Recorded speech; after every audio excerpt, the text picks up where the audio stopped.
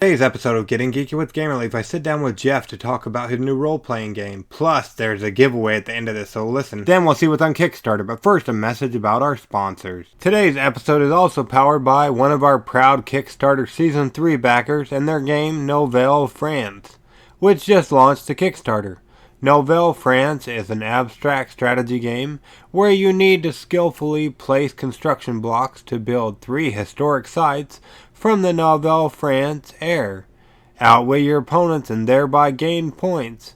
Add to that 3 further ways to either bettering your score or hindering your opponents. A take that game like the Leafs like.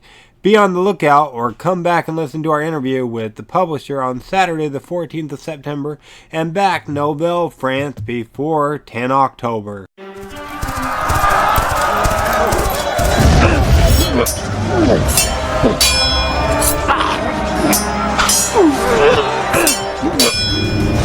Getting Geeky with Gamer Leaf, the podcast in which one man strives to level up his geekhood and helping you do the same one battle at a time. Now, let's get geeky with Gamer Leaf.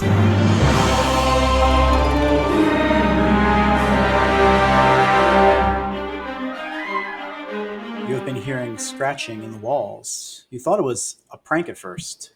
Soon things were left in places you weren't expecting. A chair on the countertop, food left out, all harmless. One morning, it was different though. Perhaps a priceless artifact went missing, or some otherworldly creature made an attempt on your life.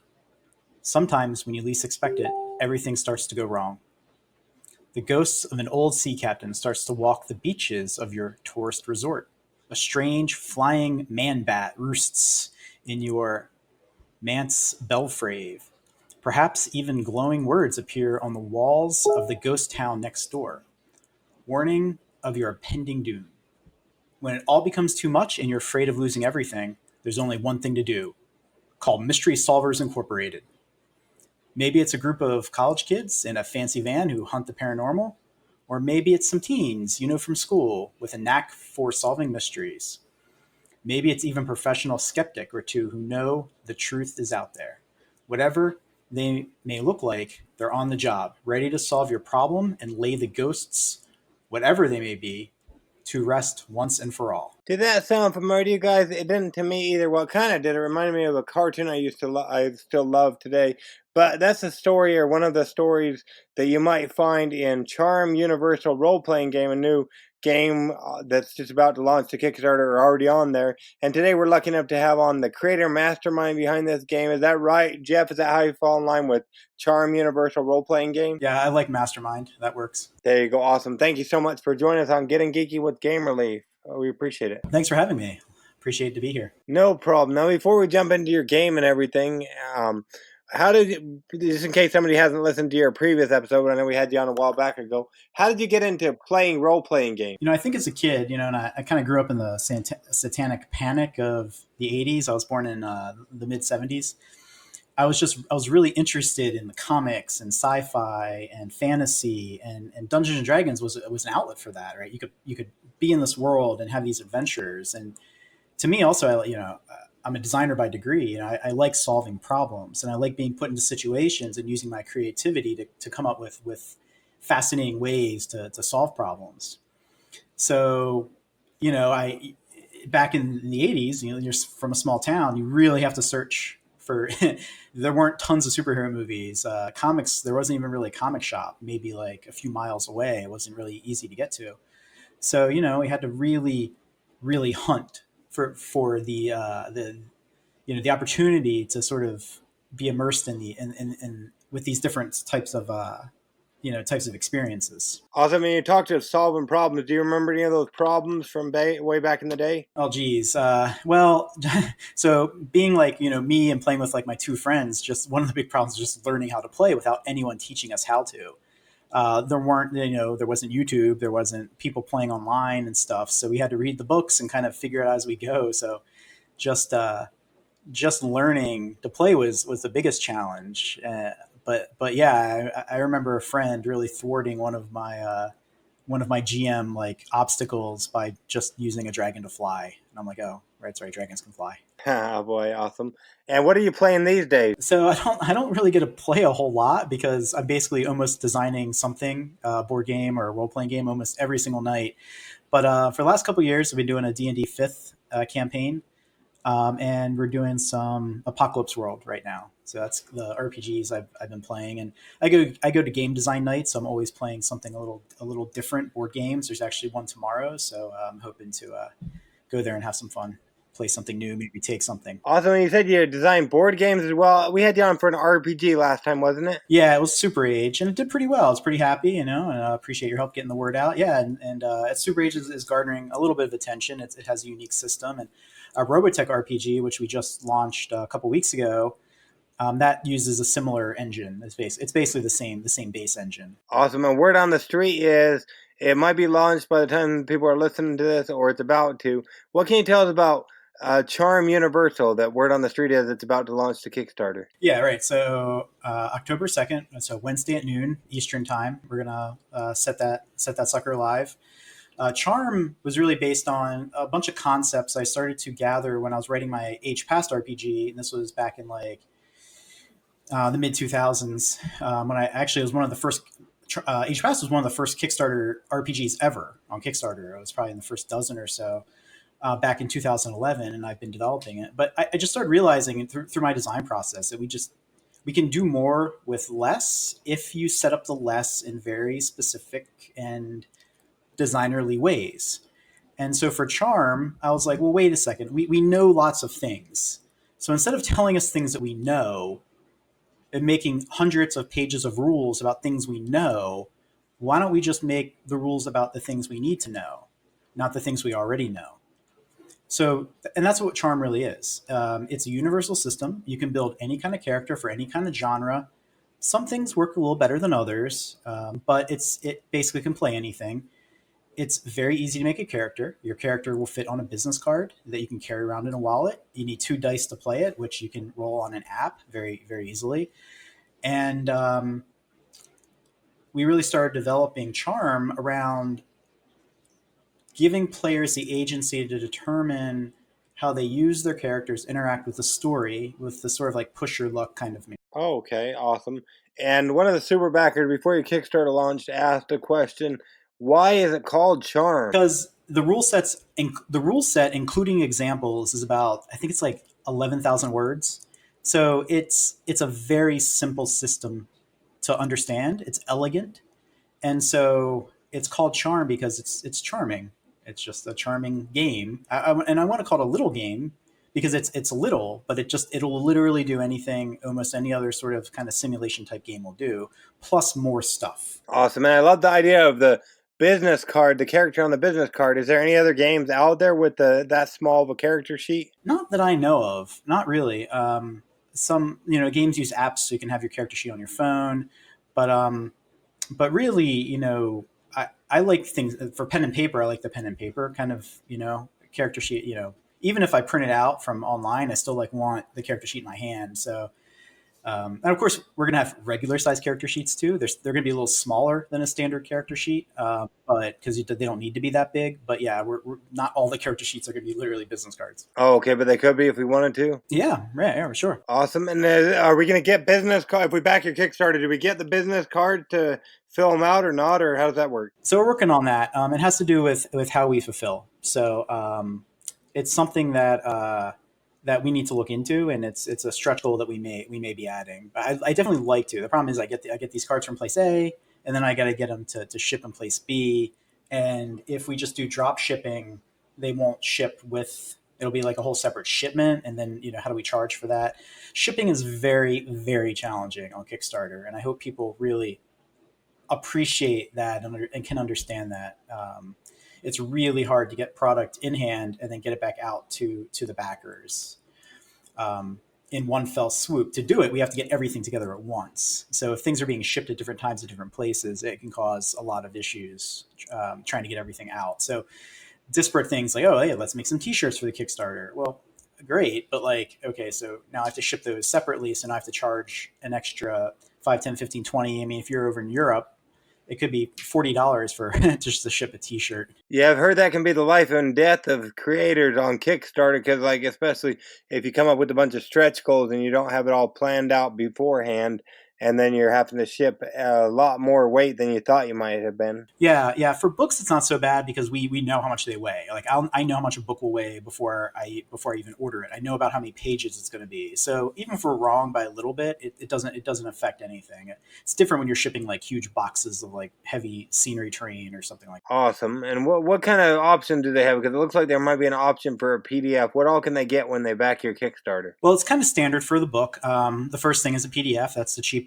option. And then after the PDF is the physical copy. We have doubles. So, for example, if you are in Europe and you want to save on shipping and you want to get a couple copies, we have that option.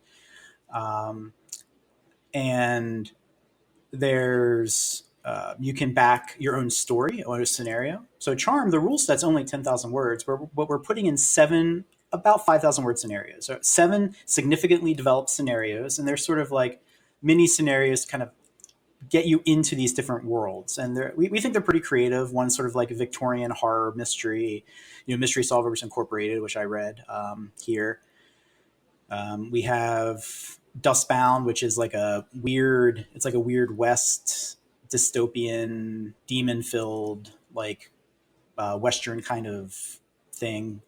So we have 7 of these scenarios, and they're all included as well. So one of the stretch goals is you can make your own scenario, and it'll be written by Brian Young, who's a pretty well-known sci-fi writer.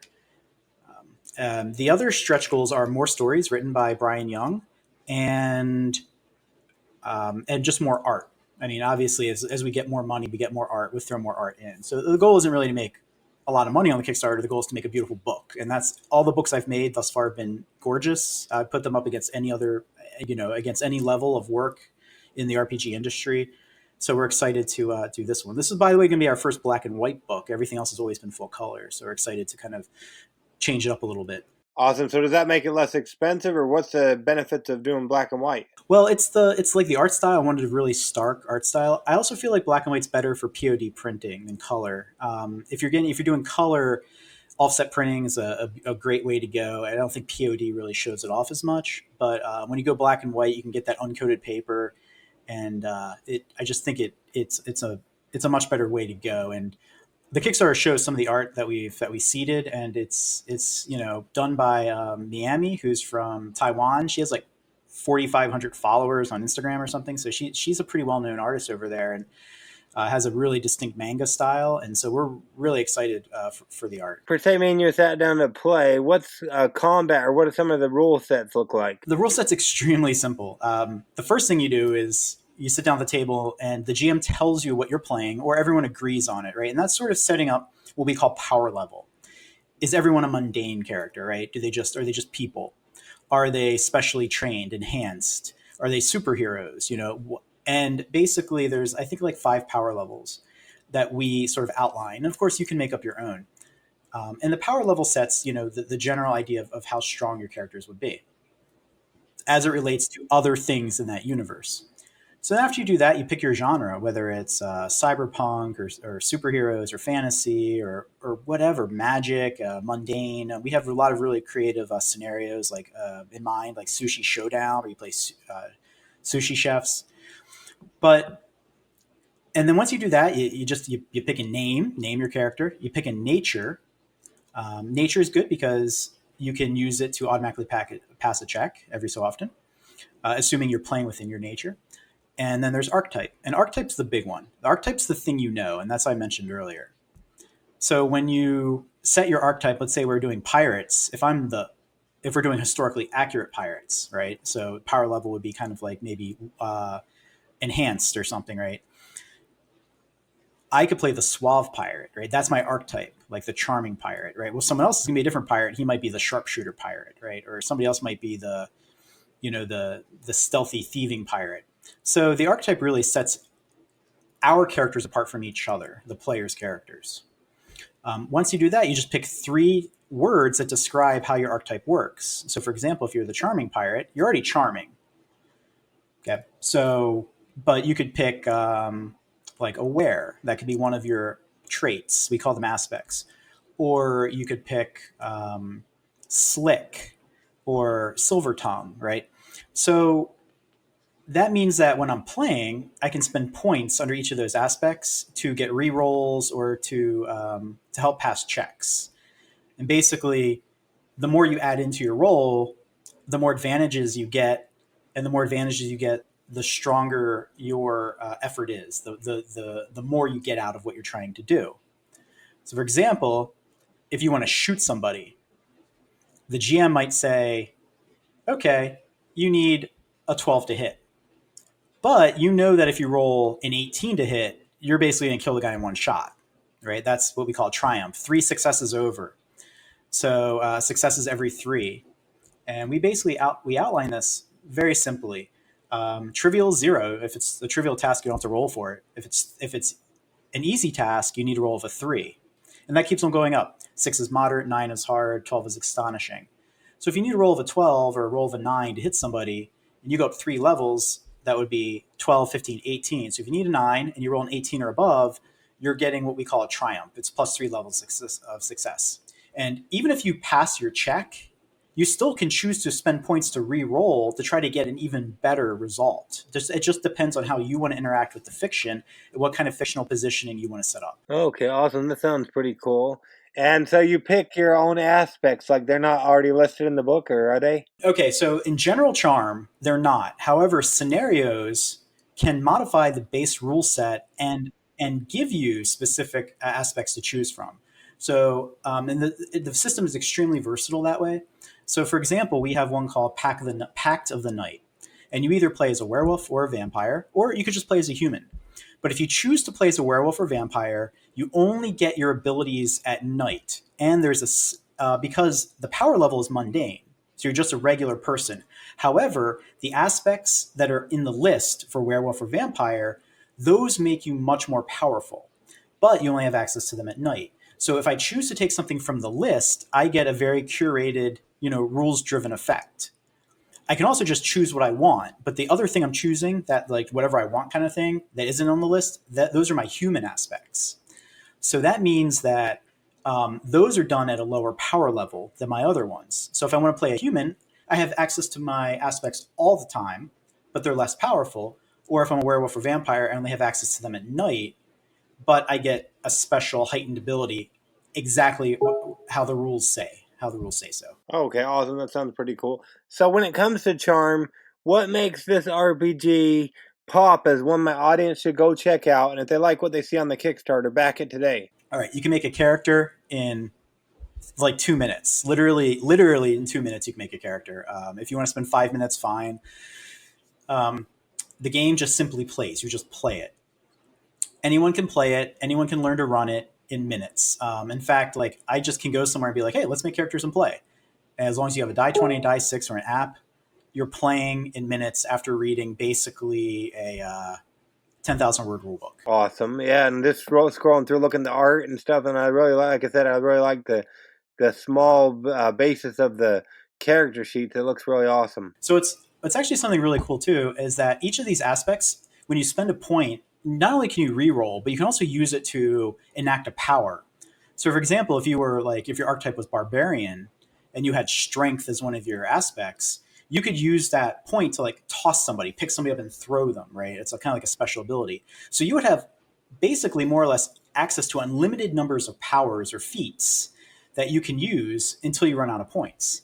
And what's great is that you get to use your archetype, which is the thing that you know, in the situation and choose the best thing or the thing you want to have happen the most. So charm is really about pushing your luck to get what you want and doing exactly what you want in the situation to interact with the fictional position we call fictional positioning, what's going on in the story, right? So it's a very exciting game in that you just have a lot of freedom, but you still have to watch your points. If you spend them all, well, then you don't get any more rerolls. And the higher level you are, the more points you can spend. So if you're third level, you can actually spend 3 points in one action to increase the power level of that feat. Now that burns your points really quickly, but it also lets you do really powerful things. Once again, lending credence to letting the player decide how they want to interact with the fiction. So I don't really consider it a narrative game. It plays a lot less than a straight simulation game, right? You're just not moving here and doing this thing with these action points or yada yada. You're literally doing what you want to do and seeing how well it works. Awesome. Yeah, just scrolling back and forth through the Kickstarter page, it looks like an awesome game, and you really got me on the whole Mystery Incorporated story at the first. Yeah, we have a bunch in there, and we kind of think that everyone's going to like really grasp onto one or two. In fact, I play tested the game on the Asylum Reflections, and that's where it's Victorian London, one of the biggest cities in the world at the time, and the city is being overtaken by mirror people. They come out and take the place of they come out of mirrors and take the place of the citizens, and they start to build like a political agenda. And so, yeah, we ran like a good, I don't know, 12 sessions or so playing that. And that's a very mundane. The characters were just playing like their average everyday people. We had one that was like an out of work actor who was, basically sleeping with old ladies for their money. We had one person playing a lamplighter who was also like a fence. Somebody was playing a Scotland Guard, like old gruff Scotland Guard detective. So really, just let people play what they want and do things that they want, and it just works so well. We were really, really happy with it. Yeah, it sounds like it. We'll make sure we leave all the links in the show notes so they can find it easier on Kickstarter by just clicking that link. How long do they have to back the project? Doing 30 days, a standard kind of 30-day thing. So what, the end of October, somewhere around there? Yeah. So probably might be November 1st. Yeah, so make sure if you're listening, make sure you go ahead and head on over to the Kickstarter page, Charm Universal Role-Playing Game, that will be on there through the end of October, 1st of November. We really appreciate you coming on the show, Jeff. We don't want to keep you all night, so minus coming there to your hometown to stalk you, how can people go about keeping up with you and everything you'll be doing later on and now at Strange Machine Games? Well, we put out a monthly newsletter, so we ask people come and sign up. We kind of do a project like chart, so you can see what our projects are and how far along they are. And we basically have two sections: one for role playing games and one for board games. We are a smaller publishing company, but we do go to the major shows. So if you go to Origins, Gen Con, or PAX Unplugged, you can meet us there and talk to us. You can also email me, Jeff@StrangeMachineGames.com. We also have a Discord page. Then you can find all of our community links on our website, which is StrangeMachineGames.com. So our Discord, our Instagram, our Twitter, and our Facebook. And generally, you might have heard a couple of bings here on my computer while we're talking, but yeah, these are people talking to me about the next Robotech RPG we're writing. People talk about the board games we're doing. So we're really accessible, and we take comments very seriously. So if people have ideas, we love to hear them. Awesome, man. Word on the street is you're doing a giveaway with us over at the giveawaygeek.com. What can somebody have a chance to win? All right. So let's see. I'm trying to remember. It's been a little while since we set up. Okay. So we're giving away a Super Age book, which is a $50 value. That was the last Kickstarter we ran. Beautiful book, 42 pages of tiled art. So that's literally, if you just tile the art, you get 42 pages of it. So that's more art than most RPGs have. Even some of the big boys don't put that much art in. You also get a copy of Charm, which, it will be a later delivery. It'll take us, 6 months or 7 months to get this printed. It depends if we get an offset print, and that'll take a couple more months to do over in China, depending on how well the Kickstarter goes. But yeah, you get a copy of that as well, and that's a $40 value.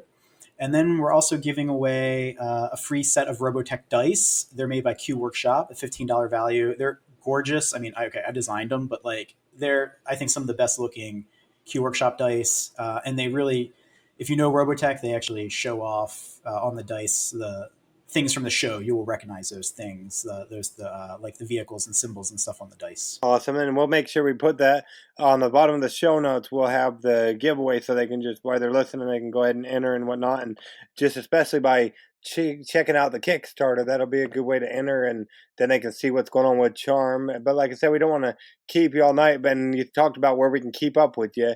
So speaking of keeping up with you, somebody's listening later on down the road after Charm is finished on Kickstarter.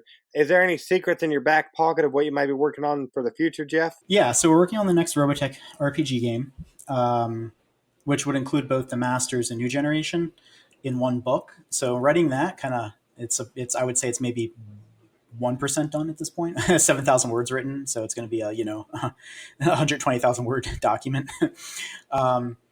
And I'm working on the next mecha game, a mecha game. So you play as mecha pilots. Very dark, very cool, very more unique world.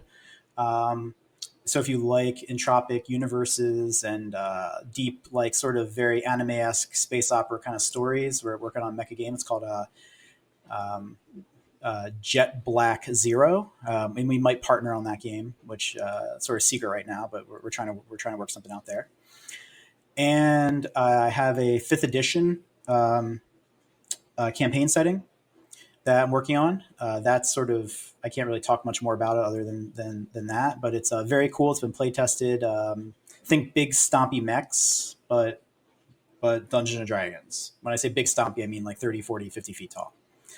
And oh yeah, Thurum Cthulhu. Let's see. Any other RPGs? We have a couple board games coming out. Cyclone Run, which will be released at PAX Unplugged, plus a Robotech reconstruction game. And then we have a Kickstarter running in late October for Valiant Wars, a very extremely interesting, very unique competitive like hand builder. It's a cross between like a hand builder and deck builder. So it's really cool. It has a lot of cool new mechanics and very playable. And one of our big releases for next year is Iconoclash, which is a fighting board game, but very very strategic. It's I think one of the more strategic fighting games out there. You have to really think about a lot of things. So it's really cool. Sounds like they keep you quite busy. Do you have any board games out currently, or they're just coming in the future? No. Yeah. So we have the Robotech Attack on SDF-1. That's a prestige large board game. It's kind of picking up. It had a little bit of steam early on, but now people are finding that's like it's actually a pretty good game. So now they're buying it again. So that's sort of like a tower defense story-driven co-op game where you play as Robotech defenders trying to defend the SDF-1 from the Zentradi. It's a very cool game. There's not really any other games like it. Then we also have our Robotech Ace Pilot board game out, which is a small format, sort of family-driven casual game with a deeper level strategy. We're actually also working on an expansion for that Robotech Ace Pilot game as well. That should be out in the next so many months. So, yeah, it's that's what we have out right now. So yeah, well, if you give me the links, I'll make sure I leave them in the show notes so people can follow along and see what's coming on next. But if you're listening, make sure you go ahead and back Charm on Kickstarter. And yeah, we don't want to keep you all night, Jeff, but we appreciate you coming on, getting geeky with Gamer Leaf with us to talk a little bit more about Charm Universal role-playing game. We really appreciate it, Jeff. Yeah, I appreciate being here. Thank you very much. No problem. Now, let's get geeky. Wow, that was great sitting down with Jeff to talk all about his role-playing game. It sounds like a pretty fun one. If you feel the same way, make sure you go and back his Kickstarter. Plus, we know he has some board games now, so I'll have to have him back on the show, and we'll have to find out about those as well. Now, let's go with Batterina Leaf, shall we? Where are we going, Batterina? Kickstarter Corner! Did you catch my last episode of Getting Geeky with Game Relief all about the King of Indecision? Nope? Well, go back and listen. We'll wait for you. What'd you think? My thoughts exactly. Sounds like quite the game. I can't wait to play it. King of Indecision is a game for 2 to 5 players that plays in about 40 to 50 minutes. You play the role of a noble trying to gain the favor of the king, but His Royal Highness is very indecisive, changing his mind about what he wants. Still, you gather as much gold, silk, spice, white stallions, or peacocks that he desires for that moment to earn his favor in court. On your turn, you have 6 actions to choose from and will select 3. You can add or move to another tile to explore. You can gather treasure, you can hire new workers, or make a trade, and most importantly, make an offering to the king. The timing of your offering is everything and can make or break the moment when the king suddenly changes his mind, demanding something else. Through 5 rounds of play, the stakes get higher and available options increase. You'll need to watch other nobles and make the right decision at the right time.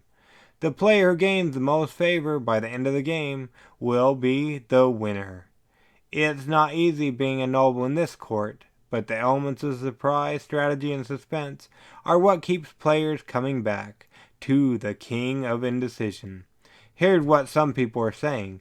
This game is so easy to learn and so fun to play. Would play it over and over again as it's completely different each time, said Penny Slack. I enjoyed this game as much as Century or Splendor, said Harry Lee. Very original and enjoyable game. Highly recommended, said Tina. Super fun to play, very exciting, keeps all players on their toes through the game, said Yes Carr. And last but not least, is David Espinoza had this to say: I recommend this game to everyone. So make sure you go check out King of Indecision on Kickstarter. Listen to our episode if you missed it still, and back it before the end of the month. You have been chosen to take command of the defense systems for a top secret military base. There are many weapon systems at your disposal, including some which are classified above top secret. These include prototype systems, which have been reverse engineered from recovered extraterrestrial technology. As your security clearance increases, so does your access to higher levels of technology. Did that sound familiar to you guys? It didn't to me either. But think UFOs and secrets. Some things are normal secrets, some are top secret, but this next game is above top secret.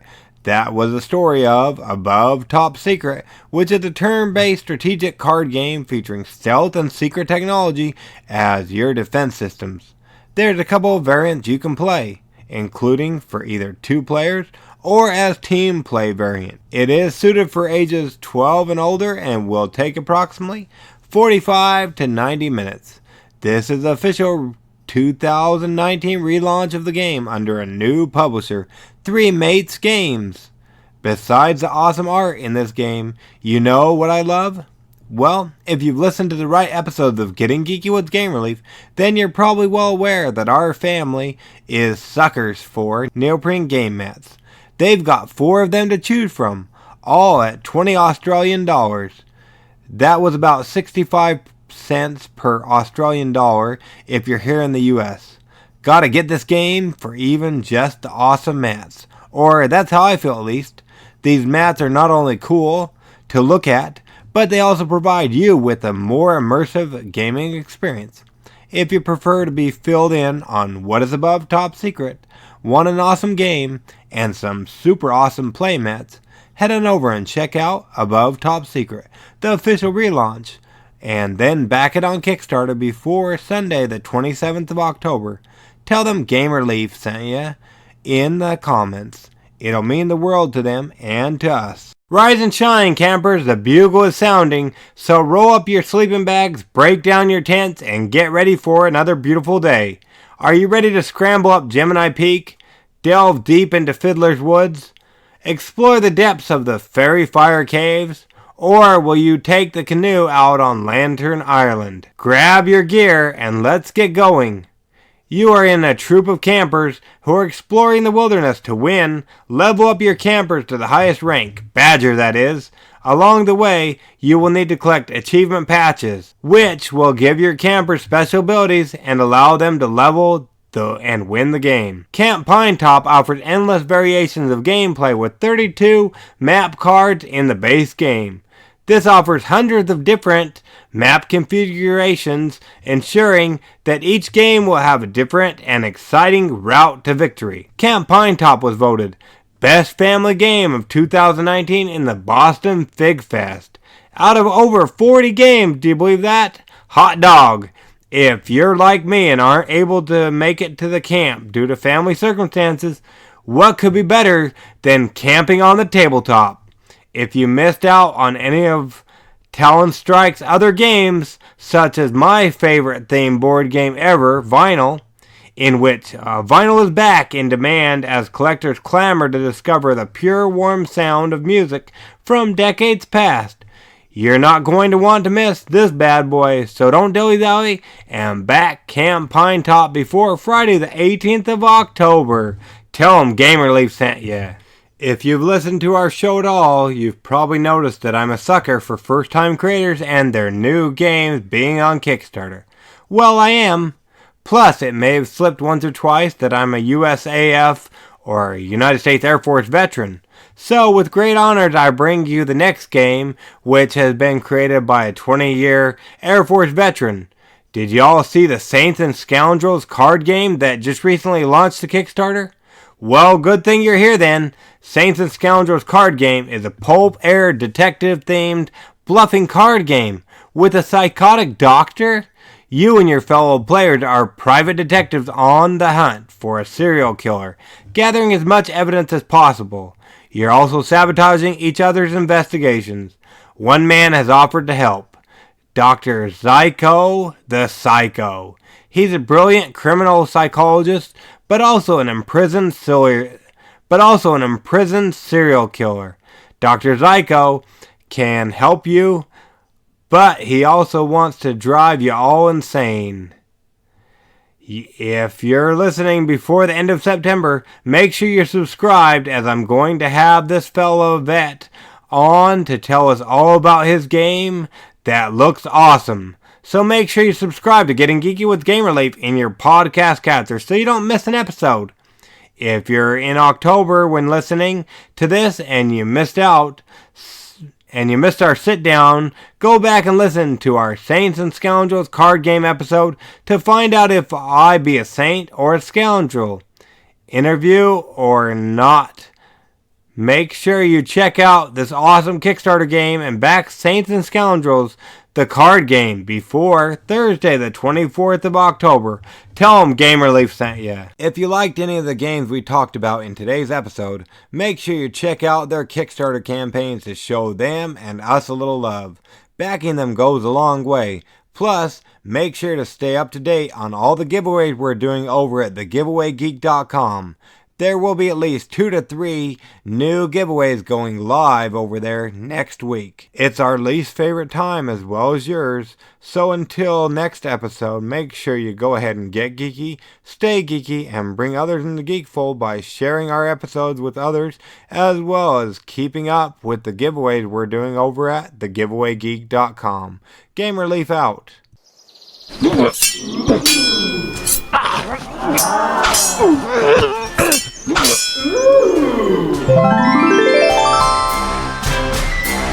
Gamer Leaf levels up.